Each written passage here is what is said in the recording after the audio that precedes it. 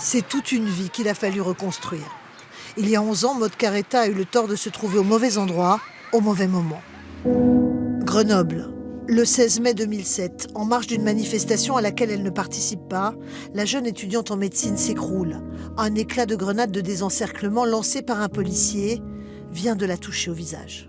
Je me rends compte directement que j'ai énormément de sang, j'ai très mal à la tête.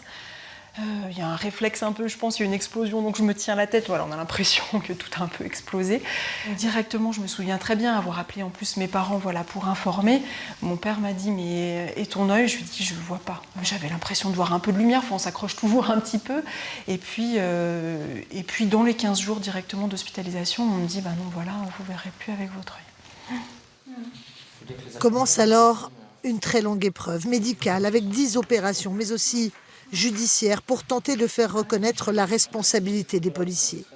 Selon son avocat, les fonctionnaires, en lançant cette grenade, ont commis une faute. Il doit y avoir des sommations, ces sommations n'ont pas été faites, et puis il faut que l'emploi de l'arme soit conditionné à l'environnement. Il faut qu'il y ait un environnement dangereux de manifestants, ce qui n'était pas le cas.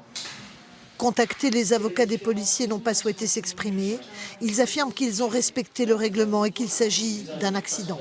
La jeune femme, aujourd'hui psychiatre, attend de la justice qu'elle la reconnaisse enfin comme victime. La vie reprend vraiment le dessus.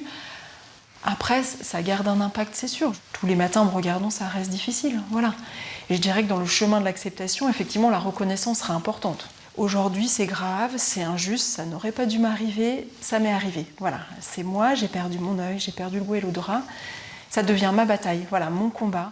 Les 3 policiers qui se rejettent la responsabilité du tir et leur commissaire qui a donné l'ordre comparaîtront pour blessures involontaires ayant entraîné une infirmité.